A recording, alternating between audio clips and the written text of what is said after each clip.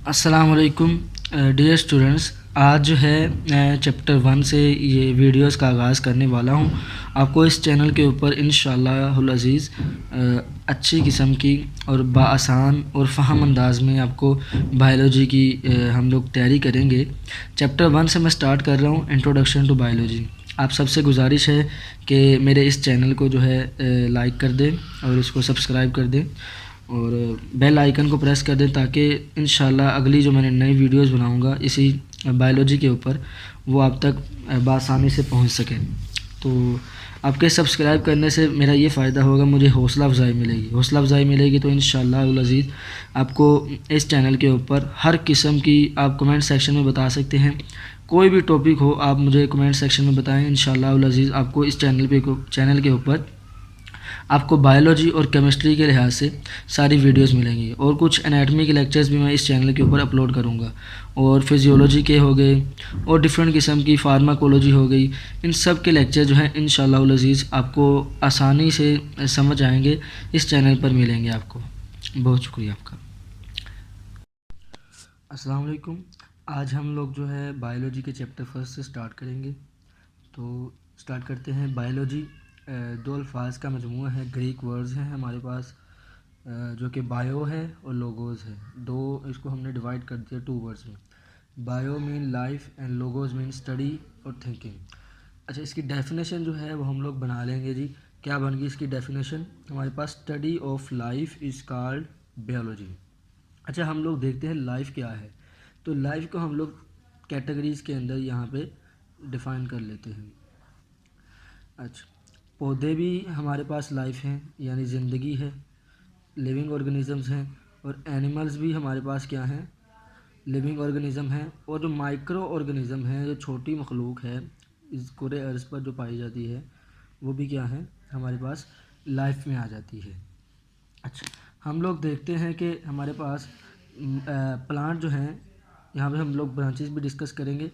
Plant की study को बोलते हैं जी बॉटनी, यानी जितने भी किस्म के प्लांट की स्टडी होगी, उसका लाइफ साइकिल, उसका रिप्रोडक्शन, उसकी हमारे पास न्यूट्रिशन मेथड जो है, किस तरह खुराक हासिल करता है, उसकी स्टडी को बोलते हैं बॉटनी।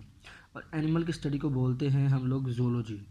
जितने भी किस्म के एनिमल हैं उनकी स्टडी को हम बोलते हैं जी ज़ूलॉजी। और ये जो माइक्रो ऑर्गेनिज्म की स्टडी बोलते हैं, इसको बोलते हैं माइक्रो बायोलॉजी। ठीक है। अब यहाँ तक हमने देखा कि बायो मीन लाइफ है, लोगोस मीन स्टडी। तो डेफिनेशन बन गई हमारी, study of a life is called biology. अच्छा, लाइफ क्या है हमारे पास? लाइफ जो है 3 तरह की हमने इसको क्लासिफिकेशन में डिवाइड किया। प्लांट ज़िंदगी पाई जाती है, एनिमल में भी ज़िंदगी पाई जाती है, माइक्रो ऑर्गेनिज्म की बात करें तो इनमें भी ज़िंदगी पाई जाती है। प्लांट की बात करें बॉटनी, इसको स्टडी बोलेंगे जूलॉजी हमारे पास, और माइक्रो ऑर्गेनिज्म की स्टडी माइक्रो बायोलॉजी। अब हमारे पास जो है नेक्स्ट हम लोग देखते हैं जी, इसकी कुछ डिवीजन्स हैं बायोलॉजी की, उसको हम लोग डिस्कस करते हैं। डिवीजन्स की बात करें तो सबसे पहले हमारे पास आ जाएगा जी मॉर्फोलॉजी।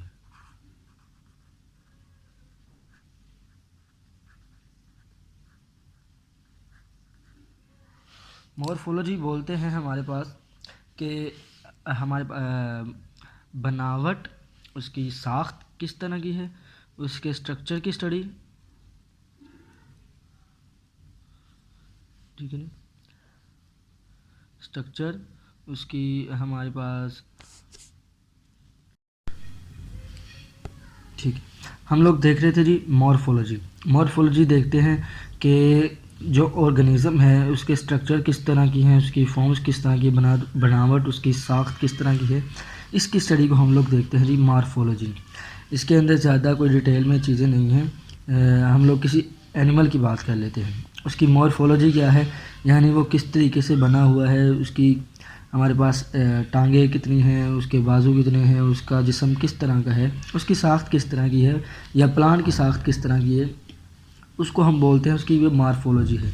नेक्स्ट हमारे पास अगला जो है उसको बोलते हैं एनाटमी।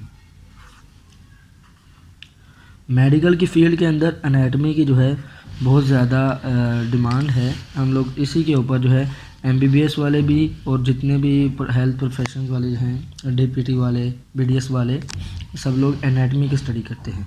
एनाटमी बोलते हैं इंटरनल स्ट्रक्चर, अंदरूनी साख्तों का मुतालिया।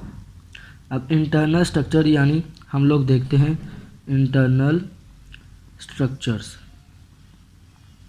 इंटरनल स्ट्रक्चर में हम लोग कह लो कि बोन्स की स्टडी हमारे पास, उसकी स्टडी को हम बोलते हैं एनाटमी। हमारे पास मसल की स्टडी को, जितने भी किस्म के ऑर्गन्स हैं हमारी बॉडी के अंदर उनकी स्टडी को एट्सेट्रा वगैरह हम लोग बोलते हैं एनाटमी। ठीक है, हमारे पास नेक्स्ट जो है ब्रांच डिवीजन आ जाती है बायोलॉजी की, वो है हिस्टोलॉजी। हिस्टोलॉजी, ठीक है जी। हिस्टोलॉजी की बात करें, हिस्टोलॉजी के अंदर हम लोग क्या स्टडी करते हैं, टिश्यूज़ की स्टडी। अब हम लोग देखते हैं कि जो टिश्यूज़ हैं वो बहुत छोटे होते हैं, सेल मिलते हैं और टिश्यूज़ बनते हैं। तो जो टिश्यू है इसको हम अंडर इलेक्ट्रॉन देख सकते हैं, under electron microscope, under electron microscope.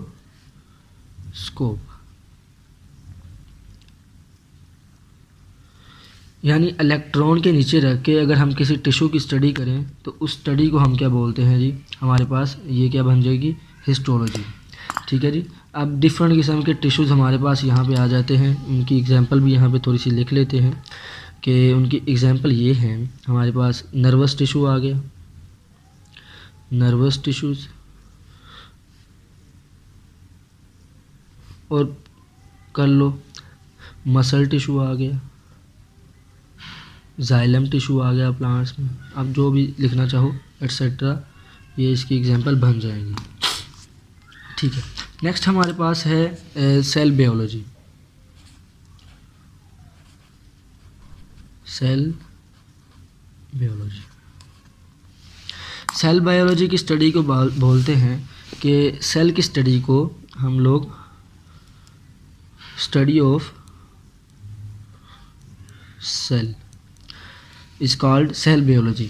अच्छा, स्टडी हम किस किस चीज़ की करते हैं उसको हम क्लासीफाई करें दो चीज़ों के अंदर, तो उसके स्ट्रक्चर, सेल के स्ट्रक्चर की बात करते हैं हम लोग, फिर हम उसके सेल साइकिल की बात करते हैं। सेल साइकिल के ऊपर और स्ट्रक्चर के ऊपर ये चौथा चैप्टर बन जाएगा हमारा, और ये पांचवा चैप्टर बन जाएगा। ठीक है जी। इसकी सेल साइकिल में इसके रिप्रोडक्शन किस तरीके से अपने तादाद में इंक्रीज़ करता है, मतलब अपनी तादाद जो है बढ़ाता है, और ये सब जो है स्टडी इसकी बात करें तो इसको हम बोलते हैं सेल बायोलॉजी। नेक्स्ट हमारे पास आ जाएगी, हमारे पास पैरासाइटोलॉजी कर लेते हैं। पैरासाइटोलॉजी,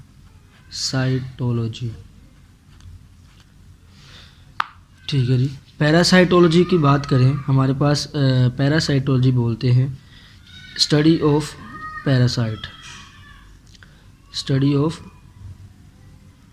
पैरासाइट्स जी। पैरासाइट क्या होते हैं, पैरासाइट बोलते हैं ऐसा ऑर्गेनिज्म जो किसी दूसरे जानदार के जिस्म के अंदर जाए और उस जानदार के जिस्म के अंदर जाकर क्या करे जी, हमारे पास उस जानदार को खुराक भी हासिल करे और उससे क्या करे, नुकसान भी पहुंचाए। ठीक है, दो इसके काम होते हैं पैरासाइट के, ये उस जानदार से फूड भी लेता है और उससे शेल्टर भी लेता है, यानी पनाह भी लेता है, उसके जिस्म पर रहता भी है, और बदले में क्या करता है जी, हमारे पास उसको नुकसान पहुंचाता है, हार्म करता है, हार्मफुल उसके लिए साबित होता है। इसकी एग्जांपल की बात करें, हमारे पास इसकी बेस्ट एग्जांपल जो है लाइस है, मॉस्किटो है,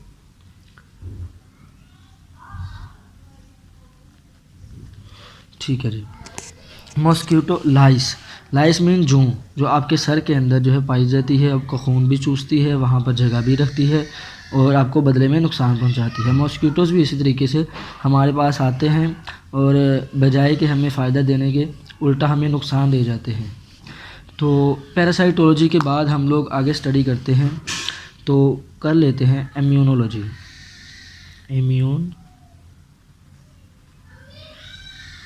नोलॉजी, ठीक है जी। इम्यूनोलॉजी की स्टडी को बोलते हैं कि स्टडी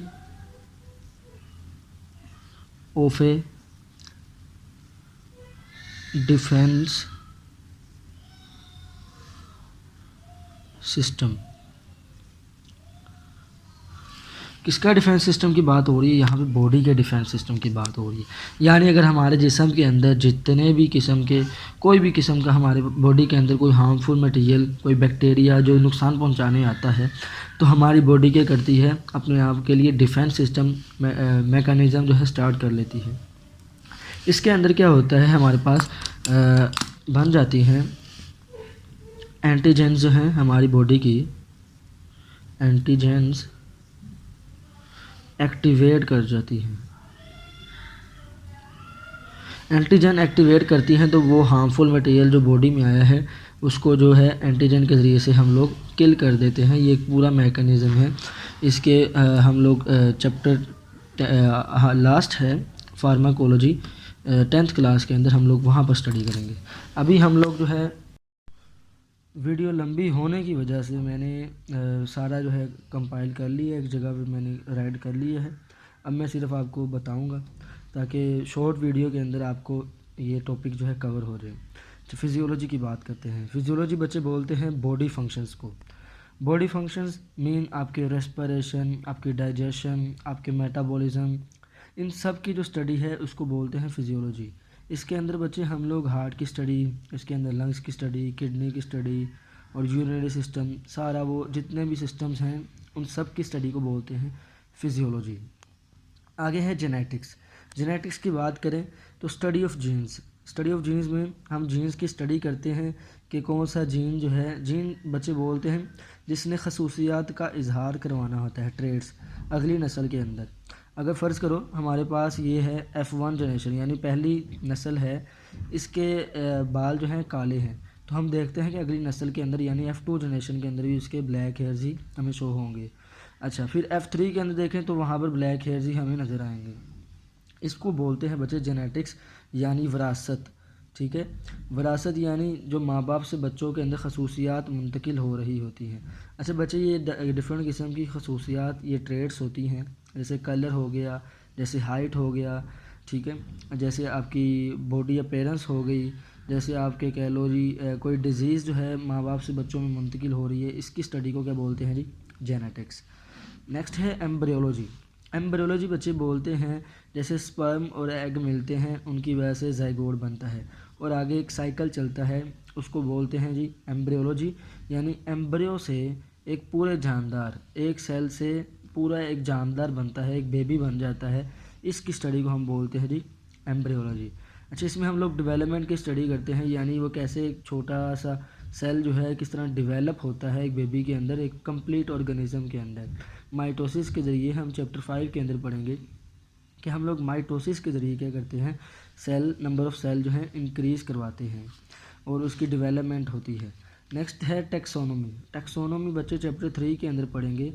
चैप्टर 3 के अंदर हम लोग जानदार इतने ज़्यादा जब हम लोग देखेंगे बायोडाइवर्सिटी आ चुकी है तो उनको स्पेसिफिक साइंटिफिक नेम देना जो है ज़रूरी समझा गया।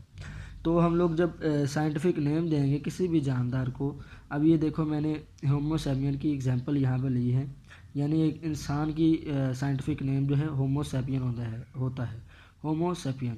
इस तरीके से अनियन, हमारे पास प्याज का भी साइंटिफिक नेम है, एलियम सीपा है। इस तरीके से और डिफरेंट किस्म के नाम हैं, जैसे पी प्लांट का नाम है जी पाइसम सेटिवम। इस तरीके से हम लोग टेक्सोनोमी के अंदर साइंटिफिक नेम देते हैं और क्लासिफिकेशन करते हैं जानदारों को उनके ग्रुप्स और उनके सब ग्रुप्स के अंदर। नेक्स्ट है पैलियोंटोलॉजी। पैलियोंटोलॉजी बोलते हैं study of fossils. Study of fossil mean fossil बच्चे किसको बोलते हैं? बाक़ियात होती हैं किसकी? एक्सटेंट स्पीशीज़, ऐसे जानदारों की बाक़ियात जो हज़ारों, लाखों या सालों 100 साल पहले जो है उसकी वो हो चुकी है, डेथ हो चुकी है, ख़त्म हो चुके हैं। एक्सटेंट मीन नापैद हो चुके हैं, उनकी अब कोई नस्ल नहीं चल रही। उनकी जो बाक़ियात होती है, रिमेनिंग्स होती हैं, उसकी स्टडी को बोलते हैं जी पैलियोंटोलॉजी। ठीक है, डायनासोर्स, इसकी मैंने एग्जांपल जो है इजी एग्जांपल यहाँ पे आपको फिट कर दी। नेक्स्ट है बच्चे हमारे पास एनवायरमेंटल बायोलॉजी। एनवायरमेंटल बायोलॉजी बच्चे बोलते हैं relationship between environment and organism, के माहौल और एक जानदार के जिस्म के दरमियान में जो ताल्लुक़ है उसको स्टडी को हम बोलते हैं एनवायरमेंटल बायोलॉजी। इसके अंदर बच्चे हम लोग छोटी सी एग्जांपल समझ लेते हैं। आप लोग देखते हो जो जैसे क्लाइमेट चेंजेस आते हैं, मौसमी तब्दीलियाँ आती हैं, उसकी वजह से जानदार जो हैं क्या करते हैं, वो करना शुरू कर देते हैं, हिजरत करते हैं एक इलाके से दूसरे इलाके की तरफ। जैसे हबारा बस्टर्ड जो है सर्दियों के मौसम के अंदर पाकिस्तान में दूसरे इलाका जहाँ से रशिया से ये आता है। नेक्स्ट है हमारे पास सोशियो बायोलॉजी। सोशियो बायोलॉजी बच्चे बोलते हैं सोशल बिहेवियर्स को, जानदारों का जो आपस में बिहेवियर होता है उसकी स्टडी को बोलते हैं सोशियो बायोलॉजी। अच्छा, इसके अंदर मैंने एग्जांपल दी है पैरासाइटिज़म। पैरासाइटिज़म बोलते हैं कि एक जानदार दूसरे जानदार के साथ रहे, उससे खुराक भी हासिल करे, उससे जगह भी हासिल करे और उसको बदले में नुकसान पहुंचाए। इस म्यूचुअलिज़म बोलते हैं, म्यूचुअलिज़म बच्चे सोशल बिहेवियर ही है। म्यूचुअलिज़म बोलते हैं कि एक जानदार दूसरे जानदार के साथ रहे, उससे फ़ायदा भी हासिल करे और उसे नुकसान भी ना पहुंचाए। कॉमन सेलिज़म बच्चे बोलते हैं कि इसके अंदर दोनों को फ़ायदा तो होता है मगर दोनों को नुकसान भी नहीं होता। तो ये बिहेवियर्स हैं जानदारों के एक दूसरे जानदारों के साथ जो आपस में सोसाइटीज़ बना के रहते हैं। नेक्स्ट है बायोटेक्नोलॉजी। बच्चे ये जदीद जो है बायोलॉजी की ये डिवीज़न है, यूज़ इसके अंदर हम करते हैं छोटे ऑर्गेनिज़म जो होते हैं माइक्रो ऑर्गेनिज़म को यूज़ करते हैं। माइक्रो ऑर्गेनिज़म को यूज़ करके हम क्या करते हैं, उनसे प्रोडक्ट बनाते हैं। अच्छा, प्रोडक्ट कौन कौन से होते हैं उसकी मैंने एग्जांपल यहाँ पे लगा दी है। ये है फूड, हम लोग खुराक भी उनसे हासिल करते हैं। जैसे बैक्टीरिया की एग्जांपल ले लो, बैक्टीरिया बच्चे ना ही ये हम नहीं कह सकते बैक्टीरिया सिर्फ नुकसानदेह हैं, हम ये भी कहेंगे बैक्टीरिया से फ़ायदा भी हासिल किया जा सकता है। काफ़ी किस्म की जो है खुराक हम लोग यहाँ से हासिल करते हैं। फिर हम लोग बैक्टीरिया से मेडिसिन हासिल करते हैं, कुछ हार्मोन प्रोड्यूस करवाते हैं, कुछ प्रोटीन्स होती हैं और बहुत सारी चीज़ें इस तरह की हैं जो हम माइक्रो ऑर्गेनिज़म को इस्तेमाल करते हुए पैदा करते हैं। अच्छा, नेक्स्ट है हमारे पास एंटोमोलॉजी। एंटोमोलॉजी स्टडी बोलते हैं स्टडी ऑफ इंसेक्ट्स। हशरात की जो स्टडी होती है उसको बोलते हैं जी इंसेक्ट की स्टडी, एंटोमोलॉजी। इसकी एग्जांपल में आ जाएगा बीज आ जाएंगी, बीटल्स, ये लेडी बग्स आ गए, ये तीनों जो हैं बच्चे ये हमारे पास मक्खियाँ हैं, ये उनकी टाइप्स हैं इंसेक्ट्स की। और नेक्स्ट है फार्माकोलॉजी। बच्चे ये आपकी मेडिसिन का जो वो है ड्रग्स का शोबा फार्माकोलॉजी, इसके अंदर हम ड्रग्स की स्टडी करते हैं। जैसे आप पैनाडोल, पैरासीटामोल हो गया और बहुत सारे ड्रग्स, अगर उनको हम खाएं और उसका जिस्म के ऊपर इफ़ेक्ट क्या पड़ता है, अच्छा इफ़ेक्ट पड़ता है या बुरा इफ़ेक्ट पड़ता है या साइड इफ़ेक्ट्स हैं उसके, तो उसकी स्टडी को बोलते हैं फार्माकोलॉजी। इसमें कुछ मैंने एग्जांपल लिख दी हैं, ये 10th क्लास के सिलेबस में भी हैं। एनेस्थेटिक बच्चे बोलते हैं बेहोशी वाली अद्वियात। जब ऑपरेशन के दौरान हम बेहोश करना होता है तब हम एनेस्थेटिक्स यूज़ करते हैं। बच्चे ये हैं एनाल्जेसिक बच्चे बोलते हैं पेन किलर्स होते हैं। डिफरेंट किस्म की आपको पेन होती है तो आप डॉक्टर के पास जाते हो तो आपको मेडिसिन देता है, वो मेडिसिन क्या होती हैं, एनाल्जेसिक्स होती हैं, यानी पेन किलर, दर्दकश होती हैं, दर्द को ख़त्म करने वाली। नेक्स्ट है एंटी एपिलेप्टिक ड्रग्स। बच्चे ये जो है ड्रग्स ये मिर्गी के दौरे के दौरान जो है हम लोग इस्तेमाल करवाते हैं एंटी एपिलेप्टिक ड्रग्स।